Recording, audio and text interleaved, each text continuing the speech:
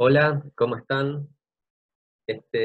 Bueno, este video está dedicado a Hegel, Friedrich Hegel, que es uno de los máximos exponentes, diría probablemente el máximo exponente, de lo que se conoce como idealismo alemán.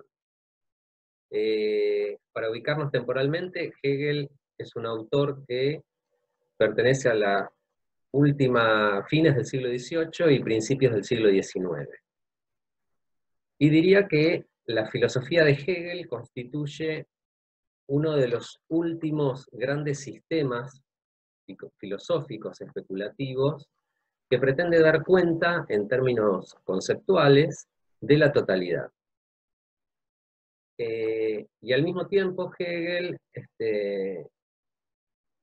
va a proponer, junto con Marx en este sentido, a quien ha influenciado, digamos, Hegel es una de las grandes influencias de Marx, pero probablemente Hegel y Marx son las dos grandes filosofías de la historia universal del siglo XIX.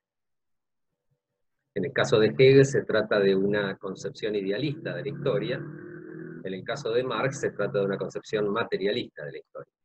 Pero más allá de esta distinción fundamental, por cierto, ambos proponen esta idea o esta concepción total o universal de la historia humana, como un desarrollo temporal, progresivo,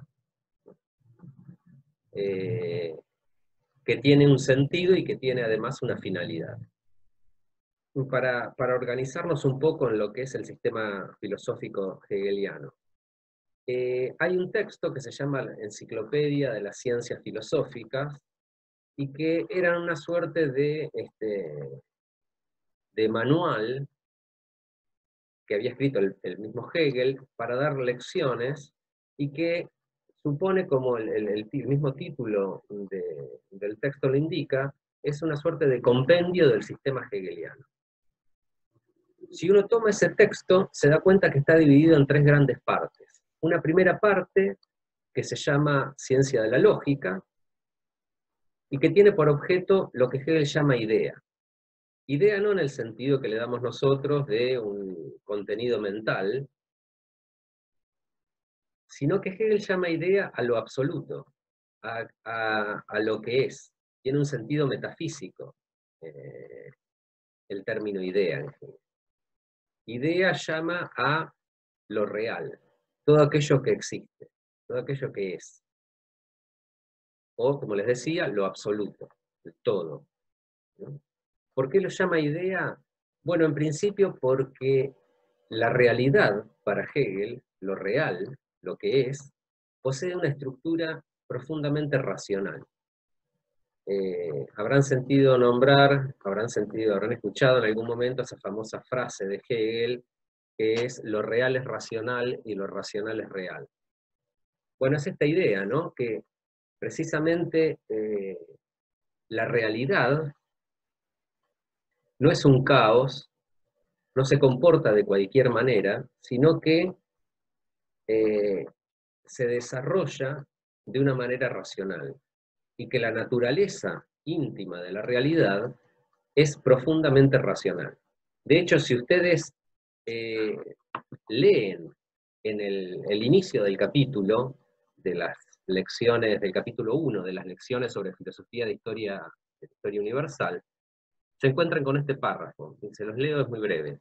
La razón rige el mundo, y por tanto, la historia universal ha transcurrido racionalmente. ¿Mm?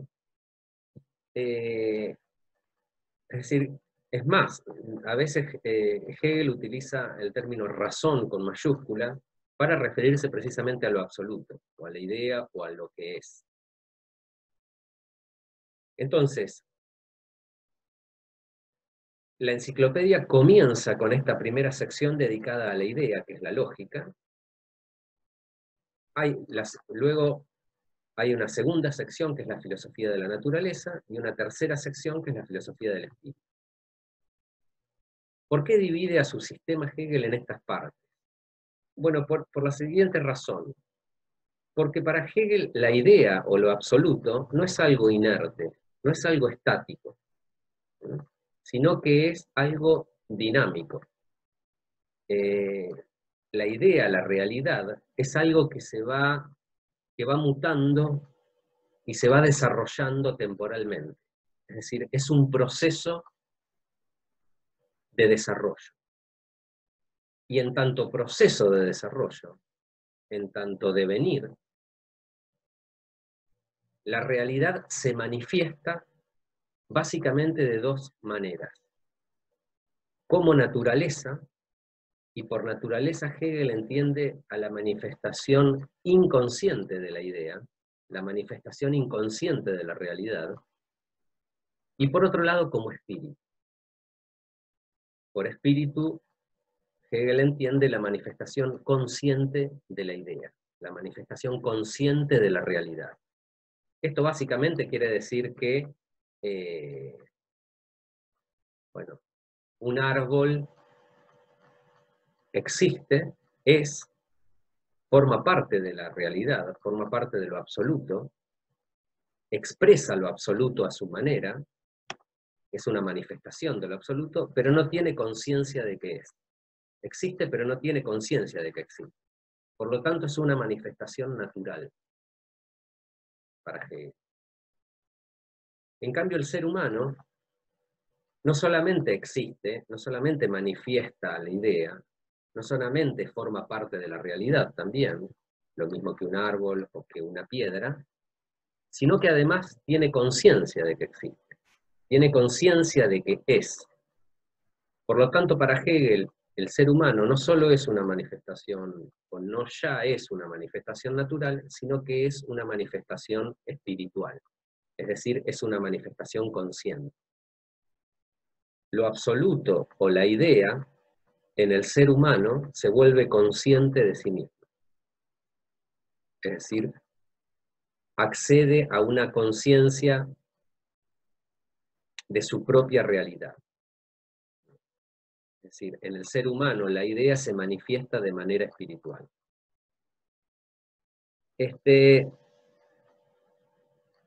Por supuesto que la primera manifestación temporalmente de la idea es la manifestación natural, ¿no? Primero se forman los planetas, se forman las galaxias, allí no hay conciencia, ¿no? Pero sí ya hay razón. Y este punto es importante porque hay una diferencia aquí con Kant. Para Hegel, la realidad, incluso la realidad natural, que no es consciente, ya posee una racionalidad intrínseca. No es que, como era en Kant, ¿se acuerdan que en Kant es el sujeto el que le impone a la realidad cierta racionalidad, cierta estructura que ordena esa realidad que en sí misma es incognoscible? En Kant es el sujeto el que le impone ese orden a lo real. Bueno, en Hegel no.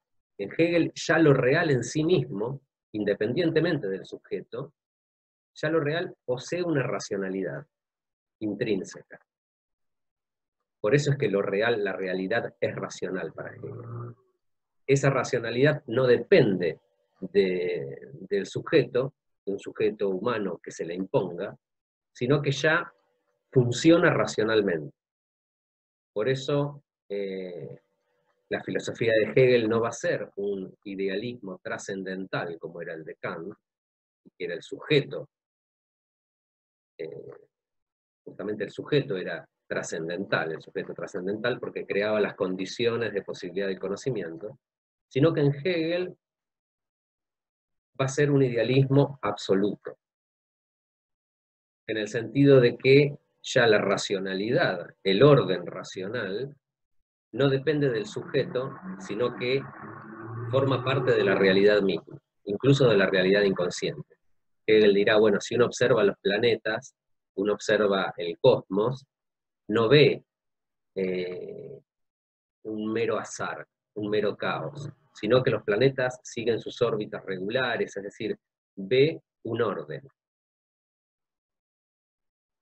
Ahora, ciertamente, es solo el ser humano, en tanto ser consciente, el que puede conocer ese orden racional, que ya está funcionando en la realidad en cuanto tal, pero solamente el ser humano, en la medida en que es consciente, puede conocer y enunciar discursivamente esa estructura racional que rige el mundo. Como les decía, entonces, primero la realidad, lo absoluto, se manifiesta de manera natural, inconsciente. Luego va a comenzar a manifestarse de manera consciente, es decir, en determinado momento, un animal, destinado luego a ser el animal humano, se va a volver consciente de sí, ¿no? Va a aparecer un animal que se va a volver consciente. Y al volverse consciente, es decir, se va a constituir como un sujeto separado del entorno, separado del mundo, separado del objeto. Se va a constituir como una conciencia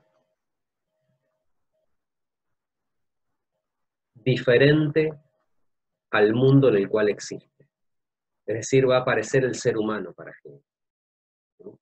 Si los animales viven en una relación de armonía con el entorno natural, el ser humano para Hegel, es decir, la conciencia, va a suponer una suerte de fractura entre la conciencia y el mundo. Ya el ser humano no coincide, se rompe esa armonía que caracteriza a los animales respecto a la naturaleza. Ahora ha aparecido un animal que se ha vuelto consciente, y al volverse consciente se ha distanciado del mundo, se ha distanciado de la realidad natural. La aparición del ser humano, entonces, es la aparición de la conciencia. Cuando aparece la conciencia, cuando comienza la idea a manifestarse de manera espiritual, va a comenzar la historia humana propiamente dicha. Y va a comenzar también allí un libro, quizás el más famoso de Hegel, que es la Fenomenología del Espíritu, que describe precisamente los diferentes momentos por los que va a ir atravesando la conciencia humana a lo largo de la historia, hasta llegar a lo que Hegel va a llamar saber absoluto. De hecho, el subtítulo de la Fenomenología del Espíritu es Ciencia de la experiencia de la conciencia. Es decir, en ese texto Hegel va a describir las diferentes experiencias que va realizando la conciencia, es decir, el ser humano, a lo largo del tiempo, a lo largo de la historia, y la historia no es otra cosa que esa serie de experiencias que va realizando la conciencia, de experiencias progresivas, porque siempre va a ir aprendiendo algo nuevo el ser humano en cada momento histórico, hasta llegar a cumplir su objetivo, su finalidad, que es, como les decía, lo que Hegel llama saber absoluto. Ahora, hay que decir algo también, que la aparición de la conciencia, como yo les decía, es decir, la aparición del ser humano, supone que se produzca esta suerte de fractura o escisión entre la conciencia, por un lado, y el objeto de esa conciencia. Porque conciencia siempre, o implica la conciencia, una relación con el objeto, con un objeto determinado, en este caso con la realidad, con el mundo. Por eso hay una separación entre la conciencia y el mundo. Ahora, ¿qué busca finalmente la conciencia para Hegel? ¿Y qué busca, digamos, cuál es el sentido de toda la historia y de todo ese desarrollo y de toda esa manifestación de la realidad?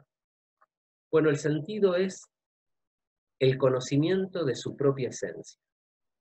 Lo que busca el espíritu, lo que busca la idea, no es otra cosa que conocer su propia esencia. ¿Mm?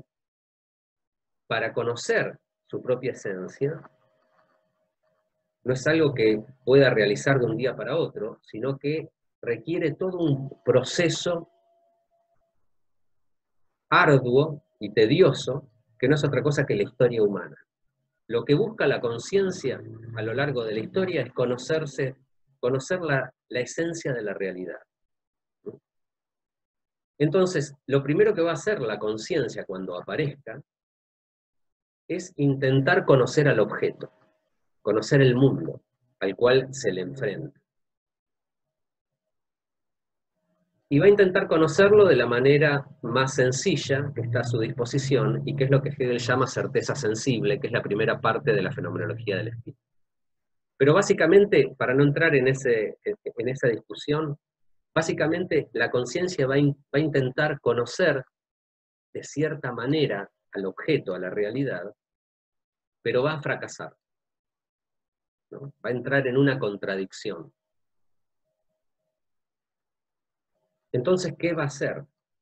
Bueno, va a intentar conocerlo de otra manera. Va a intentar abordar al objeto, abordar el mundo, conocer el mundo de otro modo, con otra estrategia. ¿Qué va a pasar? Va a volver a fracasar. Y entonces va a intentar conocerlo de otra manera. Y así va a ir progresando. En cada nuevo fracaso le va a proporcionar un poco más de conocimiento, va a estar un poco más cerca de conocer la esencia de la realidad.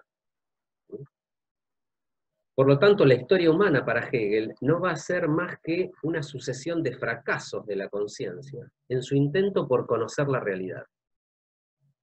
Va a probar de una manera, va a fracasar, pero es justamente ese fracaso o esos fracasos los que van a producir un cambio histórico, van a producir que la conciencia intente abordar el mundo de otro modo. Es justamente ese fracaso de la conciencia o esos sucesivos fracasos lo que hacen que exista un progreso histórico. Que la conciencia vaya atravesando diferentes momentos y diferentes maneras de conocer la realidad. Ahora, efectivamente, la historia humana para Hegel es una serie de fracasos, pero el punto interesante está en que esos fracasos tienen una necesidad. Son necesarios. Es necesario que la conciencia fracase. Es necesario que la conciencia entre en contradicción y no logre conocer efectivamente la esencia de la realidad. Y es necesario porque es justamente ese fracaso lo que hace que vuelva a intentar conocerla, lo que hace que pase a otro momento, a otra figura de la conciencia, como la llama Hegel.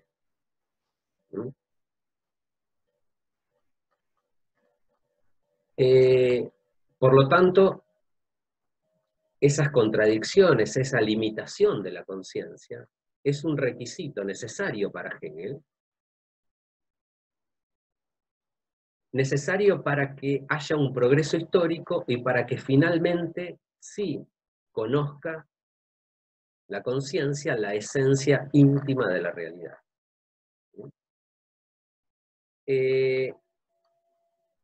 Por supuesto, verán ustedes que la aparición de la conciencia, en la medida en que la conciencia siempre se enfrenta a un objeto, siempre se enfrenta a un mundo, supone una negatividad. El hombre o la conciencia es fundamentalmente para Hegel negatividad. ¿Por qué? Porque la conciencia siempre existe en una relación con un otro, con un objeto de conciencia, con un mundo que la conciencia no es, o al menos cree que no es. Entonces ahí aparece la negatividad, ¿no? Aparecen estos dos términos que en las secciones de la enciclopedia aparecen como naturaleza y espíritu, ¿no? Entre los cuales pareciera existir una escisión, y es justamente el intento por salvar esa fractura lo que hace que la conciencia intente conocer la esencia de la realidad, ¿no? Pero no logra hacerlo. Y es esa distancia que se genera entre la conciencia y el mundo lo que Hegel llama negatividad, precisamente.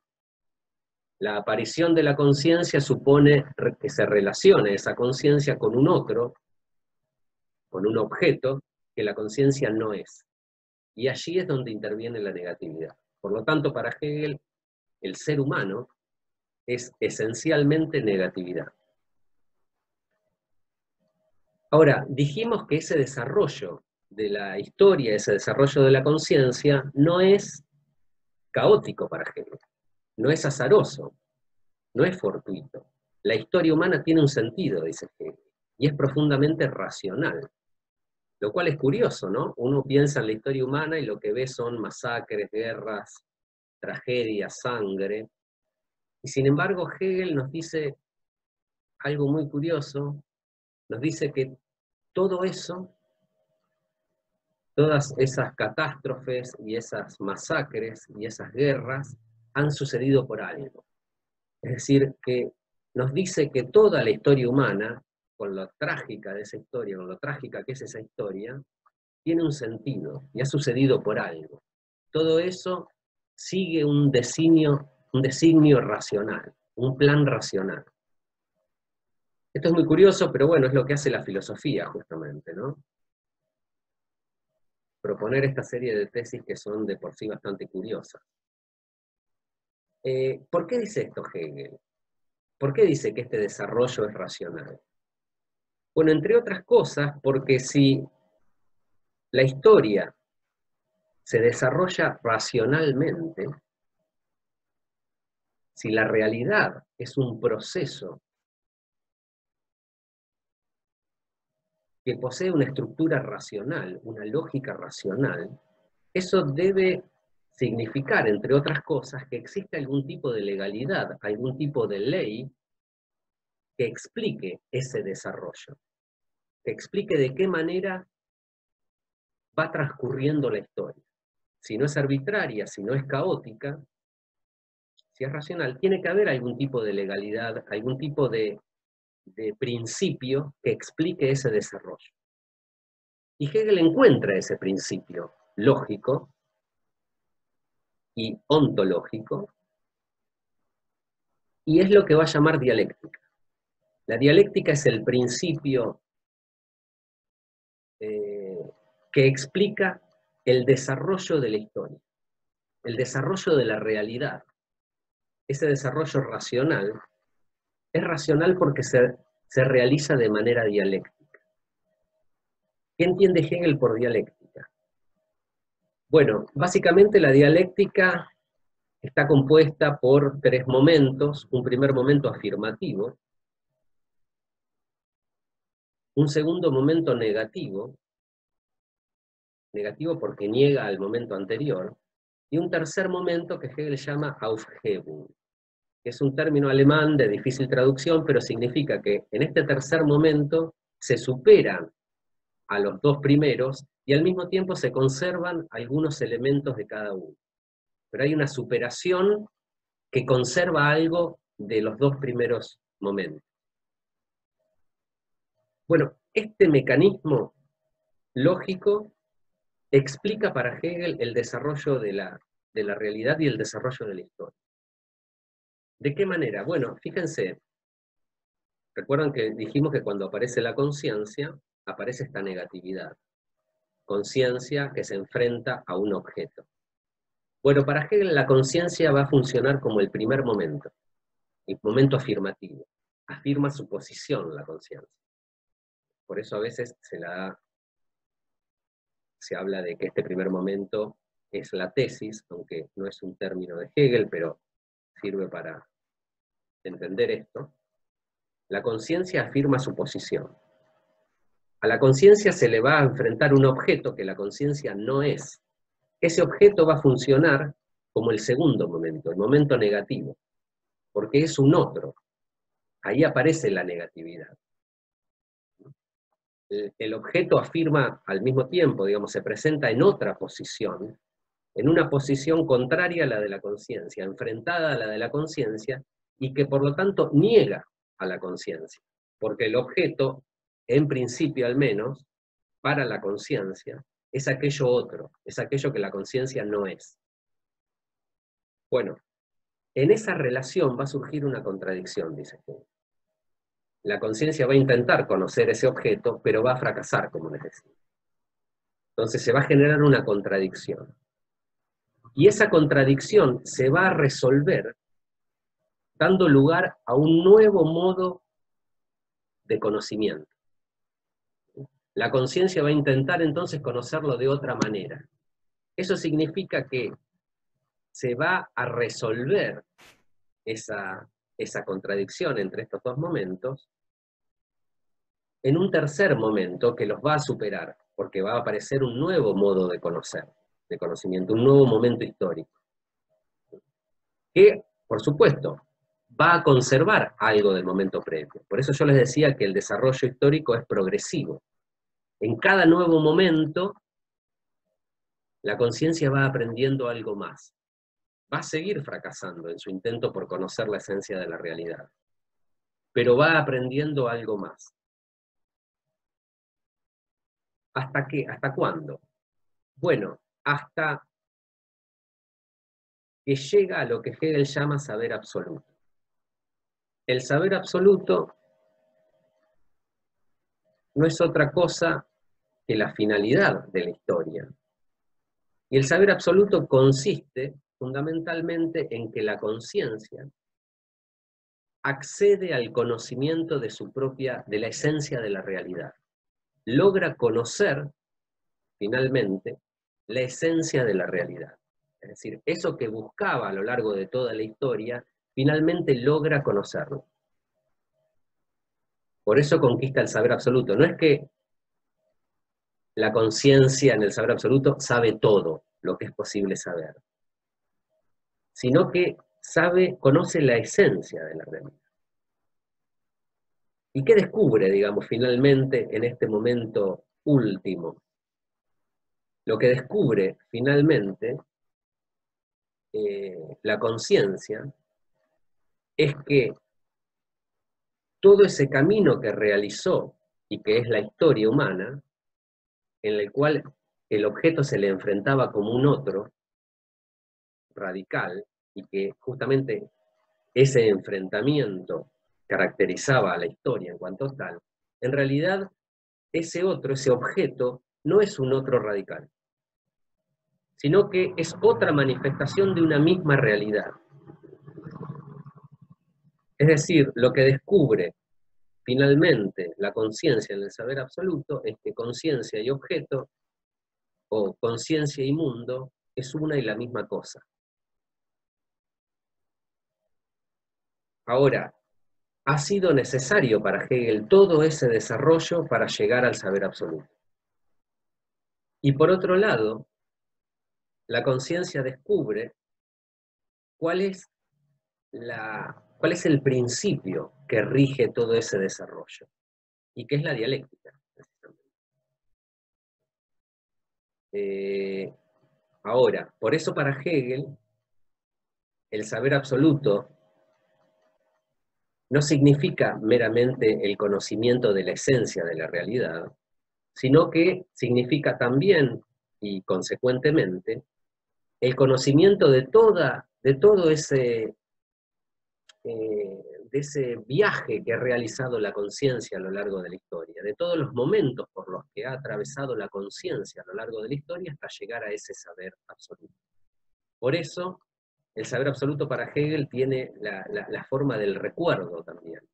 El término que va a usar Hegel es Erinnerung, que es, bueno, en el saber absoluto, es recién en el saber absoluto cuando la conciencia puede recordar y, digamos, reconstruir retrospectivamente o especulativamente, conceptualmente, como hace Hegel, toda la serie de pasos que ha dado a lo largo de la historia para llegar a ese momento.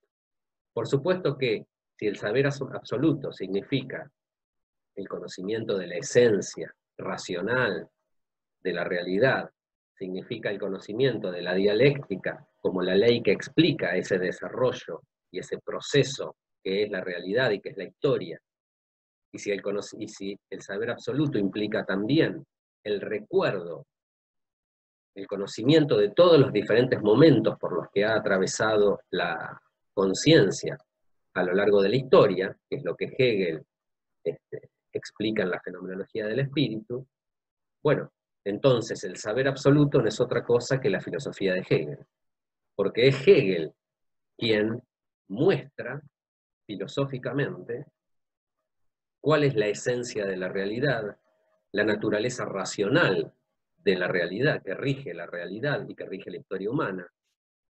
Es él, es Hegel, quien muestra este principio lógico, pero también ontológico, que es la dialéctica, y es Hegel quien ha escrito la fenomenología del espíritu. Es este libro donde va explicando las diferentes experiencias que realiza la conciencia a lo largo del tiempo. Por lo tanto, Hegel es la filosofía de Hegel, es el saber absoluto, expresado filosóficamente. Fíjense que la consecuencia que se extrae de acá es que, bueno, si el ser humano no es otra cosa que conciencia y negatividad, y si la historia humana no es más la historia propiamente dicha, la historia de la conciencia, no es más que negatividad, es decir, no es más que esta escisión entre el sujeto y el objeto, entre la conciencia y el mundo, o entre el espíritu y la naturaleza. Bueno, una vez que se llega a esa conciliación, una vez que la conciencia descubre que en realidad esa escisión, esa negatividad era aparente, porque finalmente son lo mismo, bueno, ese saber absoluto implica el fin de la historia, entendida como dialéctica, es decir, el fin de la negatividad. Si ya el objeto no se le presenta a la conciencia como un otro radical, sino como una expresión de una misma realidad, bueno, eso significa que ya no hay más negatividad. Ahora, si no hay más negatividad, no hay más historia, porque la historia de la conciencia es precisamente historia de la negatividad. Por lo tanto, significa que no hay más dialéctica, porque la dialéctica es la ley que explica justamente cómo se desarrolla esa negatividad. Recuerdan que hay un primer momento afirmativo y un segundo momento negativo, y ahí aparece esa negatividad entre los dos momentos. Ahora, si no hay más negatividad, tampoco hay más ni historia, ni hombre, ni humanidad, porque habíamos dicho que el ser humano es profundo y esencialmente negatividad. Bueno, estas consecuencias son las que va a sacar Alexandre Koyev en un seminario muy famoso de los años 30 en Francia, que lo van a llevar a proponer la tesis de que hemos llegado al fin de la historia, es decir, al fin de la negatividad, al fin de la dialéctica y por lo tanto al fin del hombre. Koyev va a expresar esto diciendo que hay un retorno a la animalidad. Así como cuando aparece la conciencia, el ser humano se despega de la animalidad, se separa y se produce esa negatividad, esa distancia entre el mundo y la conciencia, de la misma manera, llegados al final de la historia, el ser humano retorna a la animalidad. Se sutura de alguna manera esa escisión. Se vuelve a reconciliar la naturaleza con el espíritu. Bueno, no me quiero extender mucho más. Les envío un fuerte abrazo, un saludo y nos vemos pronto.